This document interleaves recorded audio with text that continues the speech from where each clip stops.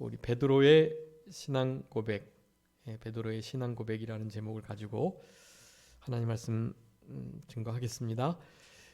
지난 시간에 우리가 오병이어의 기적에 대해서 살펴봤는데요. 오병이어의 기적은 생명 되신 예수 그리스도께서 하나님의 아들이시고 메시아 되신다. 우리가 그 예수 그리스도의 살과 피를 먹고 마시는 생활이 중요하다.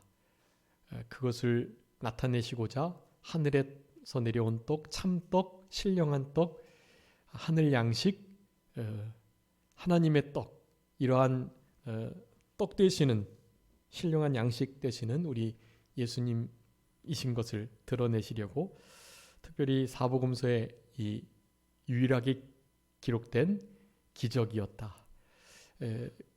이적과 기사를 합쳐서 기적이라고 말씀드렸는데요. 그 기적은 하나같이 모두 다 표적이라고 할 수 있고, 표적은 바로 사인. 우리가 표지판 보면 글씨 안 써 있어도 어떤 표지판 자체가 우리에게 분명한 뜻을 전달해 주잖아요. 이적이 그렇다는 것입니다. 기적이. 기적을 보면 우리 예수님이 하나님이시구나. 하나님의 아들이시구나.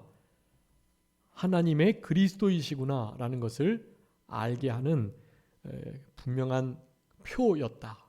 그래서 표적이라고도 하는 오병이어의 기적은 아주 그런 중요한 의미가 있었습니다. 그 일 이후에 요한복음 6장에 보면 무리들이 예수님을 임금 삼으려고 바싹 달라붙어 가지고 예수님을 막 이제 자기 편으로 끌어들이려고 하는 장면이 나와요. 그런 것을 다 아시고 저들을 돌려보내시고 이제 오늘 본문과 같은 사건을 일으키십니다. 이것은 마태 마가복음에 의하면 가이사라 빌립보 지방에서 행하신 거거든요. 그 오병이어 행하신 데로부터 많이 떨어진 곳이에요. 그곳에 오셔서 지금 이 물음을 물으신 거예요. 제자들로 하여금 신앙 고백을 하도록, 그리고 최초의 예수님의 순환, 예수님께서 고난 받으시고 진짜 십자가에서 죽으실 것을, 그렇지만 3일 만에 부활하실 것을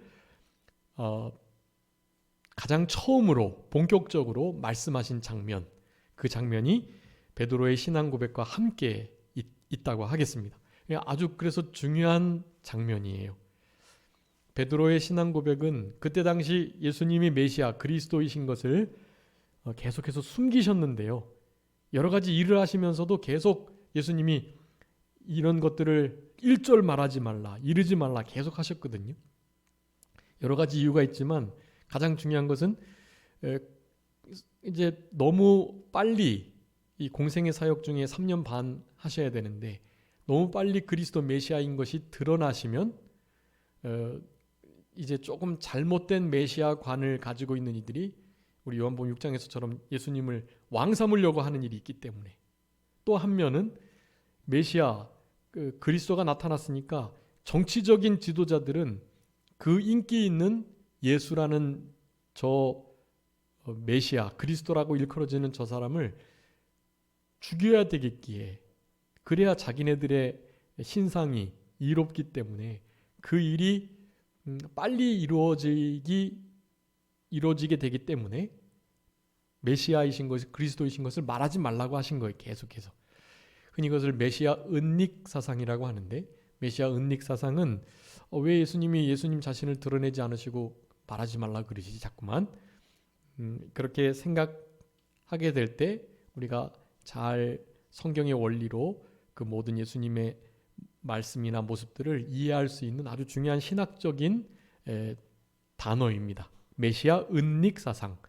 메시아이신 것을 가리우심으로 예수님의 메시아일을 더 잘하시기 위함이었어요.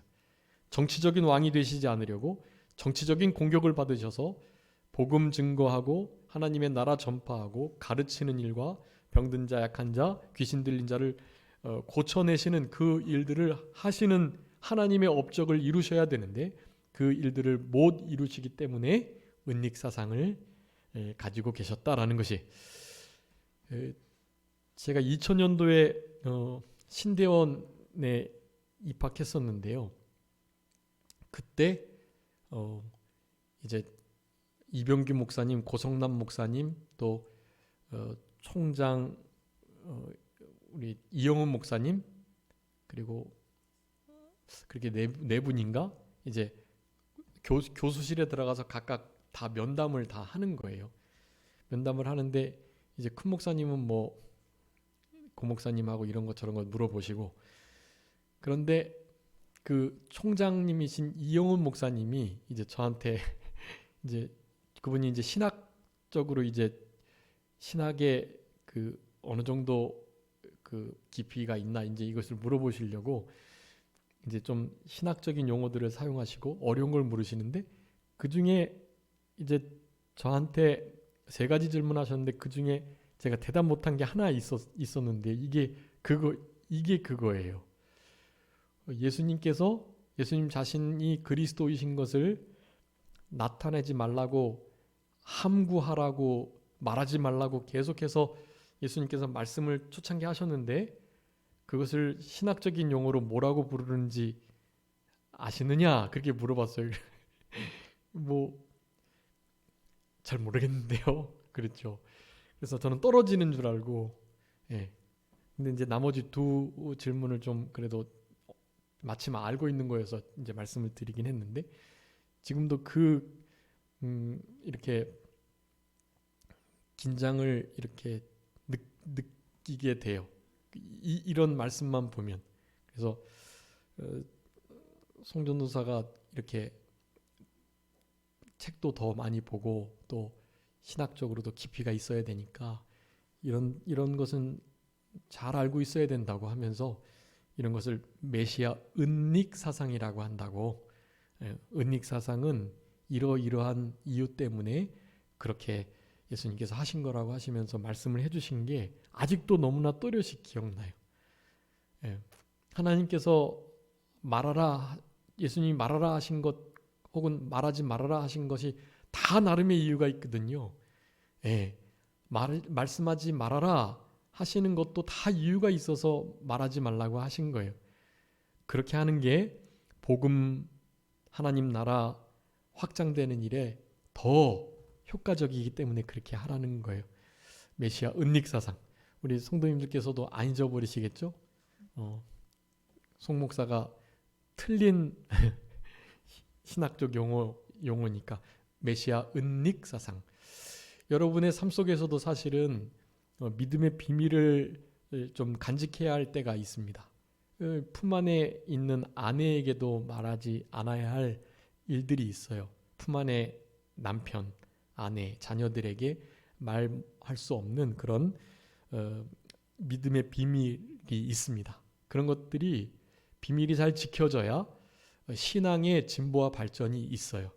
나중에는 자연스럽게 드러나게 돼 있거든요. 그러니까 굳이 들레지 않고 소리치지 않고 나서지 않고 그냥 묵묵히 하나님의 감동을 따라서 진리대로 그렇게 살아가게 되면 나중에는 드러날 것은 드러나고 감추인 것이 드러나지 않을 것이 없다. 산 위에 있는 집과 같이, 등경 위에 놓여진 등과 같이 반드시 알려질 때가 있어요. 그러니까 그 때를 우리는 잘 준비하면 되는 것이고요. 우리 예수님도 결국엔 다 내가 그다, 내가 메시아, 너희들의 왕이 맞다, 그렇게 말씀하실 때가 있잖아요. 그런 때가 있는 것처럼 우리도 그 때를 잘 준비하는 것. 모든 기한과 시기, 때와 기회 이런 것들은 다 하나님께 속해 있는데요. 우리가 이렇게 막 할 일이 아니라 하나님께서 자연스럽게 역사하시도록 우리 박 집사님과 우리 정원사님 가정이 우리 교회로 이렇게 인도된 것이 막 하려고 해서 된 게 아니거든요. 너무너무 우리 집사님 권사님이 그러세요. 지금도 너무 허전하시고 섭섭하시고 교회를 옮기는 게 이렇게 어려운 줄 몰랐다고. 우리 권사님이 살이 많이 빠지셨어요, 실제로. 그런데 하나님의 뜻을 찾고 인도하심을 구하고 우리가 어떻게 하려고 하지 않을 때 그냥 정말로 자연스럽게 그런 것을 이제 섭리라고 하세요. 보존, 협력, 통치, 다스리심. 하나님이 그렇게 역사하시는 거예요. 그런 역사에 이렇게 그냥 믿음으로 잘 서 있고 참여하게 되면 하나님께서 그렇게 인도하시는 것 같아요. 그런 인도하심을 따르는 것이 그게 복입니다. 여전히 감정적으로는 힘들고 어려울 수 있습니다. 뭐 4, 50여 년 뿌리 내린 교회를 그렇게 옮기는 건 너무 힘든 일이고, 우리 무슨 이렇게 나무도 이렇게 이동해서 심으면 나무 몸살한다 하잖아요. 나무도 몸살을 하고 한참 뿌리 내리는데 힘을 많이 써야 되거든요. 당연히 그렇습니다. 너무나 기둥과 같은 가정인데, 원래 이렇게 인테리어는 해도 이 기둥은 원래 움직이는 게 아니잖아요. 기둥이. 근데 기둥이 움직이니까 얼마나 힘이 들겠어요, 사실은. 그렇지만 그런 것을 하나님의 뜻하심대로 내가 하려고 하는 게 아니라 어떻게든지 안 하고 싶은데 하나님이 이렇게 몰아가실 때가 있어요. 이렇게 자연스럽게 몰려서 이렇게 문이 열리는, 그게 참 좋은 거예요. 우리가 어떻게 하려고 하는 것보다. 메시아 은닉 사상은 사실은 그런 의미까지도 담고 있는 아주 중요한 사상입니다. 예수님께서 자기를 왕 삼으려고 하시는 것 너무나 잘 알았고, 그리고 이제 오늘 본문에 아주 중요한 질문을 하시잖아요. 너희들 지금 바깥의 사람들이 나를 누구라고 하더냐? 라고 물었어요. 근데 그 물음은 뭐 지금 여론이 어떤지, 바깥의 사람들이 예수님 자신을 어떻게 생각하는지가 궁금해서 그러신 게 아니에요. 우리 예수님은 다 알고 계세요. 이미 알고 계세요. 우리 누가복음 초반부에도 이미 헤롯이 어떻게 예수님을 생각하는지 이미 다 알고 있었잖아요. 제자들은 그대로 또 말을 해요. 그렇게 소문이 지금 나고 있으니까. 예수님은 당연히 더 잘 알고 계시죠. 그렇지만 물으시는 거예요. 왜요? 너희들은 나를 누구라고 생각하느냐라고 물으시려고. 그게 중요해요.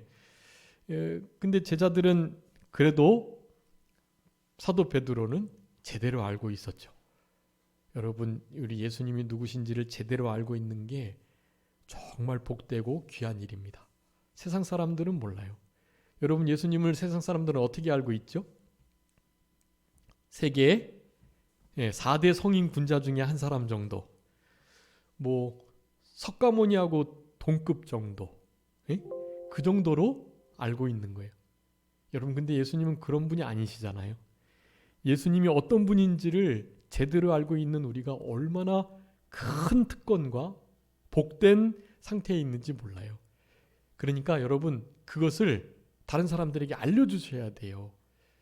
내가 믿는 우리 예수님, 내가 늘 고백하고 나와 동행하시는 그 예수님, 너무 이렇게 친근하니까 이분을 우리조차도 별로 대단하게 생각하지 않는 경향이 많아요.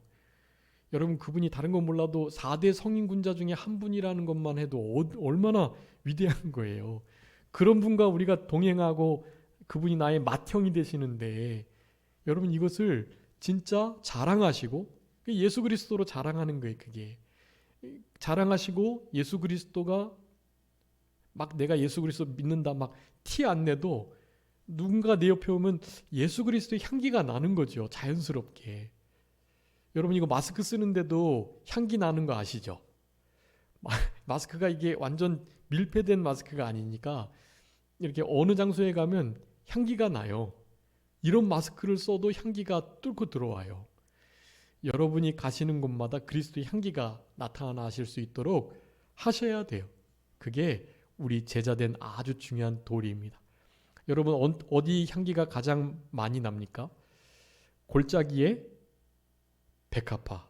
근데 그 골짜기는 무엇과 함께 있어요? 보통 가시와 함께 있는, 가시와 함께 있는 골짜기의 백합화, 거기에 향기가 가장 많이 나거든. 진하고. 왜요? 상처가 나니까요.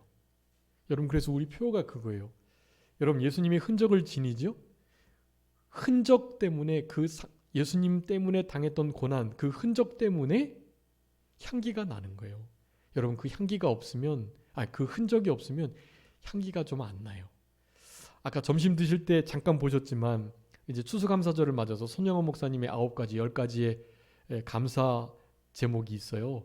그 동인 동신 아들 2사람 장례식에 그거 발표한 거거든요. 어떻게 그렇게 할 수 있는지 참 정말 사랑의 원자탄이라 불릴 만한 목사님이신데요.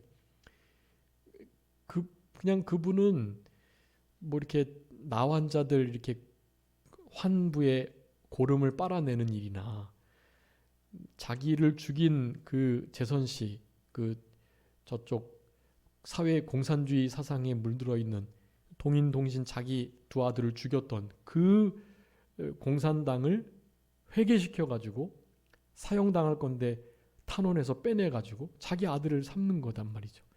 여러분 그러니까 우리 손영원 목사님 옆에 가면 그냥 사랑의 향기가 안 날 수가 없는 거예요. 예수님의 향기가. 자기 아들이 먼저 주님 나라에 갔다는 그 가슴 아픈 상처, 그리고 그를 죽였던 그 일을 양자 삼을 때 드는 힘과 모든 고통과 상처, 그런 것들 때문에 향기가 나는 거거든요. 여러분의 삶 속에서도 좀 힘들고 고통스럽고 눈물 나지만 그런 향기가 있으셔가지고 그리스도가 좀 나타나는. 저는 그래서 우리 교회에서 막 전도 행사하고 불특정 다수에게 막 전도용품 돌리고 그렇게 하는 것보다 그냥 우리 성도님 한 사람 한 사람이 그렇게 그리스도의 사람으로 지내시면서 그냥 자연스럽게 산정교회는 어떤 교회라고 하더라고 하면서 불신자들이 올 수 있는 그런 교회가 됐으면 참 좋겠어요. 우리 그런 교회가 될 수 있도록 우리 예수님을 많이 담는 그런 신앙생활을 함께 했으면 참 좋겠습니다. 오늘 본문의 18절부터 22절까지 베드로가 신앙 고백한 내용이 나오고요. 이것은 사실은 마태복음, 마가복음, 요한복음에도 있어요. 이 베드로의 신앙 고백이. 근데 그 신앙 고백의 차이가 조금 있습니다. 그리고 23절부터 27절까지는 주님을 그런 신앙 고백에 합당하게 주님을 따르는 각오가 있어야 되는데 그 중요한 각오 3가지를 자세히 하면 5가지인데요. 그것을 좀 잠깐 살펴보도록 하겠습니다. 먼저 베드로가 신앙 고백을 하게 되는 아주 중요한 이유가 바로 우리 예수님께서 물으셨다라는 거예요. 여러분 예수님께서 왜 물으실까요? 몰라서 물으시는 게 아니지요. 아시지만 물으세요. 왜요? 시인하게 하려고요. 여러분 시인하는 게 믿음이라 그랬어요. 인정하고 시인하는 거. 믿음의 고백을 하나님께서는 듣고 싶으시고 예수님께서는 그것을 드러내시려고 하시는 거예요. 여러분의 삶 속에서도 이런 예수님에 대한 분명한 인식과 또 분명한 답을 가지고 계셔야 합니다. 누군가가 예수님이 어떤 분이시냐라고 물으면 여러분들이 대답하실 수 있어야 돼요.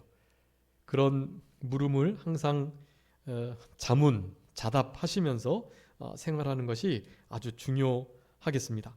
제자들에게 자기 자신이 진짜 누구이신 것을 더 분명하게 알게 하시기 위해서 그래요.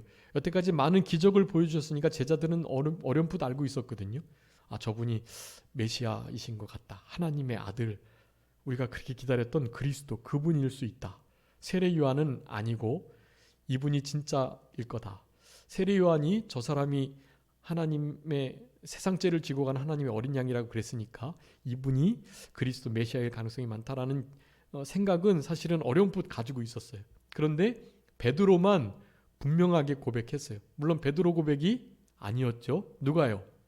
천부 하나님께서 알려주셨다고 말씀하셨어요. 마태복음에 너가 그거 깨달은 거 아니다. 네가 아는 거 아니다. 하늘에 계신 아버지께서 너에게 알려주신 것이다. 깨닫게 해주신 거다라고 말씀하셨죠. 그렇게 신앙을 고백하는 일, 여러분 우리가 있어야 할 것을 아시는 하나님께서 굳이 기도할 필요 없지만 기도하게 하시는 데는 다 그런 이유예요. 하나님께서 이미 우리 성도님들이 가지고 계신 가장 필요한 게 뭔지 다 알고 계신단 말이에요. 그런데도 기도하라고 하시는 거예요. 에스겔 36장 37절에 하나님께서 많은 것을 이스라엘에게 준비해 놓으셨는데 그러할지라도 마땅히 기도해야 들어주실지라. 기도해야 그것을 주시겠다고 말씀하셨어요. 그래서 기도하는 신앙의 고백, 또 나 자신의 내가 예수님을 어떻게 생각하는지를 고백하는 그런 신앙으로 살아가는 것이 참 중요하다고 하겠습니다. 예전에 한번 말씀드렸는데 제가 옛날에 전도사 때 저쪽 경남 김해 창원 옆에 있는 장유라는 곳에서 전도사 생활을 오래 했었는데요. 거기에 있던 그 어떤 주일학교 학생의 그 고백을 아직도 잊지 못해요. 얘들아, 너희들에게 예수님은 어떤 의미냐? 야, 너에게 예수님은 누구야? 라고 물었는데 뭐 이것저것 막 대답을 하는데 그 중에 한 친구가 그렇게 대답을 했어요. 그때 한 4학년인가 그랬는데 예수님은요, 저의 전부죠. 저의 전부. 제가 사실은 생각하고 있었던 답이었거든요. 근데 그 친구도 그렇게 생각하고 있었더라고요. 전부래요, 예수님이. 지금은 그렇게 생활하지 않는 것 같은데 저기 페이스북 보니까 너무 신앙생활 안 지키고 주일날에도 막 교회 안 가고 그러는 것 같아요. 예수님이 전부였는데 이 녀석이 다시 이제 돌아가겠지만 아무튼 예수님이 전부, 이것은 참 귀한 고백이라고 생각이 되고요. 그분이 우리에게 전부를 주셨으니 우리도 그분께 우리의 전부를 삼는 것이 마땅하다고 하겠습니다. 여러분, 우리 사도 베드로는 우리 예수님을 뭐라고 했습니까?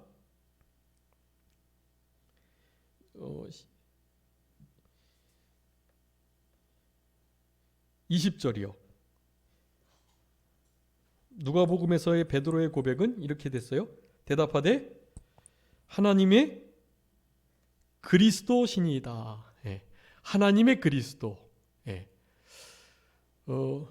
자, 마태복음에는 우리가 잘 알죠. 마태복음 16장에 뭐라고 대답했죠?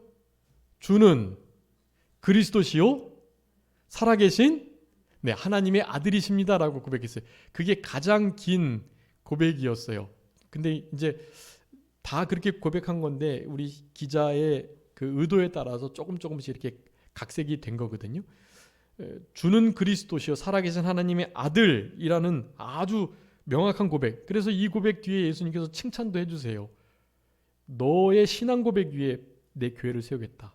이것을 잘못 이해해가지고 베드로의 신앙 고백 위에인데 베드로 위에 세우겠다고 해가지고 천주교가 지금 1대 교황이 베드로, 2대 교황이 지금 이렇게 막 2대 3대로 이어지고 있는 거예요. 잘못된 거예요, 그거는. 그래서 베드로의 반석의 X, 반석의 X, 피터, 베드로의 P. 그래서 천주교의 모양이 X자에다가 P자가 이렇게 써져 있는 거예요. 그게 천주교 문양이거든요. 이 잘못된 거예요. 예수 그리스도의 그리스도 되시는 이 신앙 고백 위에 세운 거지 베드로 자신 위에 세운 게 아니란 말이에요. 근데 그것을 지금까지도 잘못 알고 1대 교황으로 베드로와 그렇게 다른 교황들이 무오하게 성경 권위 위에 올라 있는 거의 2단 가까운 그런 신앙의 모습을 보이고 있다라는 것입니다. 마가복음에는 마가복음 8장의 29절에는 이렇게 말해요. 주는 그리스도이십니다. 아주 간결하게 주는 그리스도이십니다. 어쨌든 예수님이 주인, 주라는 뜻을 가지고 또한 그리스도이시다라는 것을 표현했고요. 요한복음에서는요. 6장 69절에 보면 주는 하나님의 거룩하신 자이신 줄 믿고 알았습니다라고 베드로가 고백을 해요. 자, 그래서 이 오늘 본문에 하나님의 그리스도 그리고 마태복음, 마가복음, 요한복음의 고백을 총 종합해 보면 예수님은 어떤 분이시냐 그것을 잘 기억해 주셨으면 좋겠어요. 첫 번째, 주 하나님의 그리스도시요. 자, 주 하나님의 그리스도. 주는 그리스도, 하나님의 그리스도 그랬으니까 주 하나님의 그리스도시요. 살아계신 하나님의 아들이시요. 그리고 요한복음에 있는 것처럼 하나님의 거룩한 자이시다. 그것이 우리 예수 그리스도가 누구인지를 고백했던 사복음서에 나온 베드로의 신앙 고백입니다. 네, 주 하나님의 그리스도, 하나님의 아들, 그리고 하나님의 거룩하신 자. 거룩한 자라는 것은 구별된 자로서 창조, 구원, 심판 이러한 능력에서 인간과 전혀 다르다라는 의미에서의 거룩한 자예요. 죄와 멀리 떨어져 있고 그리고 창조자이시고 생명의 주관자 되시고 그러니까 우리 피조물과 다른 창조주이시다라는 의미로서의 거룩한 자인 거예요. 제대로 깨달은 거죠. 마태복음에 있는 것처럼 그건 사도 베드로가 깨달은 게 아니에요. 하나님 아버지께서 성령으로 깨닫게 해주셨다라고 할 수가 있겠습니다. 자, 그래서 우리 그리스도라는 의미가 기름 부음 받은 자. 옛날에 몇 직분에게 기름을 부었죠? 왕, 제사장, 선지자. 이 세 직분에게 기름을 부었어요. 기름 부음 받았다라는 것은 하나님의 기름 부음을 받아서 하나님의 이 왕, 제사장, 선지자 역할을 바로 예수님께서 감당하신다라는 의미로 기름을 부은 거예요. 그래서 이것을 메시아 삼직이라고 하는데요. 왕과 제사장과 선지자. 이 역할을 감당하시려고 메시아로 그리스도로 이 땅에 오셨다라는 것을 이렇게 지금 증거해주고 계시는 것입니다. 선지자로서는요. 어떤 일을 감당하셨죠? 모든 하나님의 말씀을 지켜 행하시고 행하신 그 모든 것들을 잘 전달해 주셨어요. 그게 선지자 역할이에요. 그리고 제사장은요. 네, 자신의 몸을 화목제물로 목숨을 버리셔서 대속물로 주셔가지고 직접 그러니까 완전하고 또 단회적으로 영원한 제사를 드렸다. 이게 세 가지가 중요해요. 단번에 완전한 그리고 영원한 제사. 이게 히브리서 10장에 있는 아주 중요한 우리 예수님의 대제사장적 완전하신 대제사장의 직무를 그렇게 나타내는 거예요. 아주 100% 완벽한 그리고 그 완벽한 것이 영원히 지속되는 그리고 아주 단회적으로 두세 번 할 것도 없이 이 세 가지의 중요한 타이틀을 걸고 예수님께서 직접 십자가에 죽으셨던 것입니다. 그래서 우리의 모든 죄를 없애주신 거예요. 그래서 대형적 구속사역입니다. 대형. 그러니까 아까 말씀을 다 순종하시는 선지자, 즉 대행적 구속사역이 없으면 대형적 구속사역이 아무리 있어도 천국 못 가요. 예수님께서 이루어 놓으신 의를 우리에게 입혀주셔야 갈 수 있는 거예요. 죄만 깨끗하게 없어졌다고 천국 가는 게 아니라 하나님께서 요구하시는 모든 말씀을 100% 이루어 드려야 되는데 선지자로서 우리 예수님께서 다 이루시고 그 의를 우리에게 입혀주신 거예요. 그래서 죄에 대한 문제를 해결해 주신 게 제사장적 대형적 구속사역 그리고 선지자로서 칭의 의롭다 하심을 주시려고 대행적 구속사역을 이루신 거예요. 그게 제사장과 선지자의 역할이에요. 왕의 역할은 무엇일까요? 그러면 왕으로서는 마귀를 멸하러 오셨다 그랬죠. 예수님께서는 왕으로 하나님의 나라와 통치를 이 땅에 나타내 주시고 우리는 거기에 온전히 다스림을 받는 자, 하나님의 통치가 온전히 이루어진 것이 거기가 천국이에요. 그 말씀이 이루어지면 교회가 말씀을 잘 지키면 교회가 교회 천국이 되고 하나님 말씀을 100% 순종하는 가정이면 가정이 천국이 되는 거예요. 또 나라가 전체적으로 하나님 말씀을 다 이루어드린다. 그러면 나라가 천국이 되는 거예요. 가장 기본적으로는 내가 하나님 말씀을 거부하지 않고 무시하지 않고 성령의 감동을 따라 잘 순종해 나간다. 그러면 무슨 천국이 이루어질까요? 심령 천국이 이루어지는 거예요. 하나님의 통치가 온전하게 100% 나타나는 곳이 거기가 바로 천국이거든요. 우리 예수님은 그 일을 우리의 심령 속에 이루어 주시려고 오셨어요. 그걸 방해하는 세력이 누구예요? 마귀예요. 마귀를 멸하라고 오신 거예요.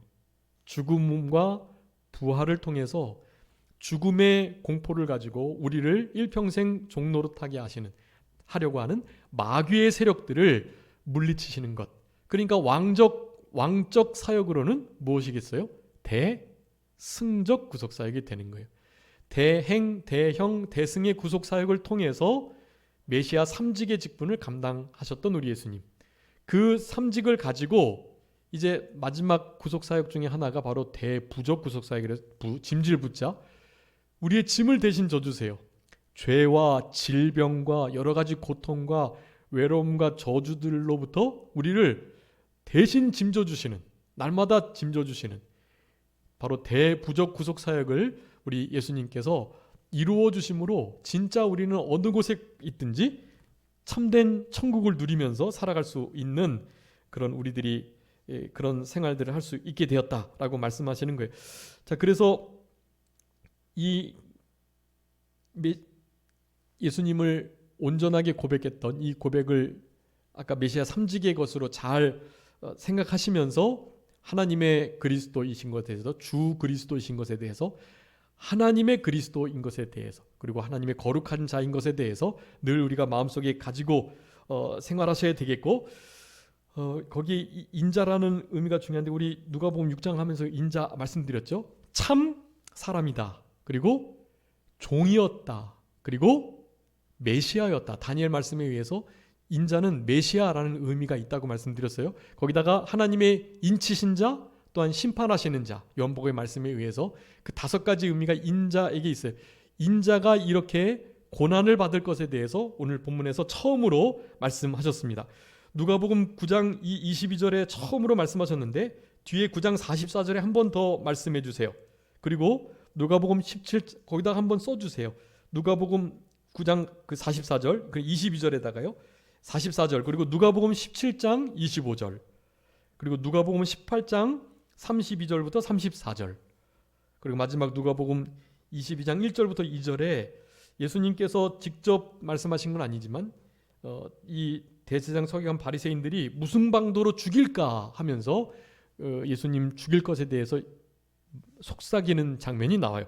그래서 누가복음에는 5가지가 있는데 그 중에 이제 합쳐진 것 빼면 4가지로 이렇게 기록되어 있어요. 다른 복음서에도 대부분 2-3가지로 다 기록되어 있고 마태복음에 아주 명확하게 기록되어 있어요. 거기에서는 특별히 마태복음 20장 17절부터 19절까지, 마태복음 26장 1절부터 2절까지는 십자가에서 죽으실 것까지 미리 예언을 해주셨어요. 3일 만에 살아나실 것은 계속해서 말씀하셨고, 여러분 우리 예수님은 말씀하시고 말씀하신 대로 이루시는 진짜 하나님이시라는 것을 나타내 주시는 것이고요. 여러분 예수님께서 이렇게 순환을 당하실 것이니 우리도 어떻게 해야 될까요? 십자가 지고 자기를 부인하고 따라야 한다고 말씀합니다. 그래서 뒤에 23절부터는 주님을 따를 때 어떻게 따라야 되냐고 말하냐 하면 자기를 부인하고, 이것은 주권이 하나님께 있다는 거예요. 오직 하나님만 신뢰한다는 의미죠. 자기를 날마다 부인하고, 고집, 완고한 것은 우상 숭배, 사신 우상에게 절하는 죄와 같다고 그랬는데, 사술의 죄와 같다 그랬는데 그런 우상 숭배란 말이죠. 자기를 철저하게 부인하는 것이 그래서 아주 중요하고요. 그래야 십자가를 질 수 있습니다. 고난과 죽음의 고통도 이겨낼 수 있어요. 자기 부인이 안 되면 십자가 지고 주님을 따라갈 수가 없는 것입니다. 마태복음 16장 24절하고 마가복음 8장 34절, 여기 또 동일한 말씀이 기록되어 있고요. 누가복음 9장 23절과 같은 맥락의 아주 동일한 말씀 우리가 꼭 기억하시면서 제 십자가를 지고 날마다 주님을 따르는 우리들이 되어야 할 것입니다. 여기 어떻게 십자가 지는지에 대해서 여러분 우리 주보 2021년 1월 첫째 주 이 말씀 여기 보시면 날마다 십자가 지는 거, 죽인 거 몸에 짊어지는 거, 남은 고난에 참여하는 거, 그래서 짐을 지고 교회를 위해서 기도하고, 그 다음에 악한 것 용납, 궁핍, 곤란, 핍박 이런 것들을 기뻐하는 거, 이런 모든 것이 다 십자가 지는 일이에요. 예수님의 흔적을 지니는 일이기도 하고요. 그것을 기억하시면서 한번 다시 복습해 주시기 바라고요. 그렇게 해서 우리 주님을 날마다 순간순간마다 따라가는 우리들이 되어야 하겠습니다. 우리 목숨을 잃어버리면 다 잃어버리는 건데요. 천하보다도 우리 목숨이 중요하잖아요. 그런데 천하보다, 목숨보다 더 중요한 것은 영의 목숨이에요. 근데 우리는 영의 목숨을 정말 상관도 안 하고 심지어 육의 목숨조차도 상관 안 하고 세상적인 것만 쫓는 이들이 많아요. 세상 천하 아무리 좋은 것이 있어도요, 우리 육체의 건강과 육체의 생명 잃어버리면 아무 소용없듯 우리의 영혼의 생명 그거 잃어버리면 육의 생명, 세상 천하 만물 아무것도 소용없어요. 우리가 가지신 모든 것을 사용해서 우리 안에 있는 보이지 않지만 영원한 속사람, 그 영의 생명을 잘 성장해 나가는, 주님 닮아가는, 예수님을 뒤따라가는 그런 우리들의 남은 생애가 되셔야 되겠습니다. 잠깐 기도하겠습니다. 살아계신 우리 아버지 하나님 감사합니다. 우리들에게 베드로의 신앙 고백과 우리 예수님께서 순환 당하셔야만 하는 모든 말씀들을 이렇게 분명하게 우리들에게 교훈해 주시는 우리 아버지 하나님의 은혜를 진심으로 감사합니다.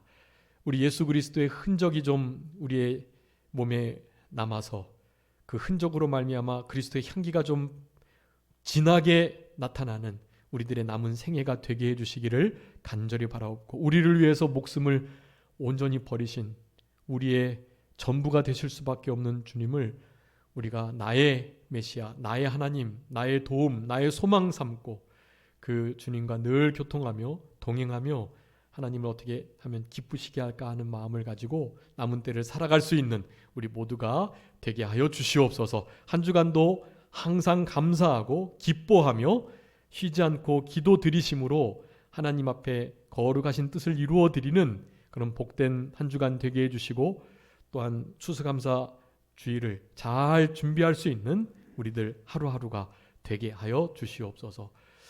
이렇게 거룩하고 복된 주의 날 오랜 시간 하나님 앞에 예배 드릴 수 있도록 은혜 주신 것 감사하옵고, 좀 육체는 힘들고 피곤하지만 우리의 속사람은 새로워지고 강해져서 한 주간 자기 자신과 죄와 마귀와 세상과 싸워서 승리할 수 있는 승리의 계가를 하나님께 드리고 면류관을 던져 드릴 수 있는 그런 승리적 한 주간이 되게 하여 주시옵소서. 모든 것 주님께 맡기옵고 살아계신 예수 그리스도의 이름으로 기도 올리옵나이다. 아멘.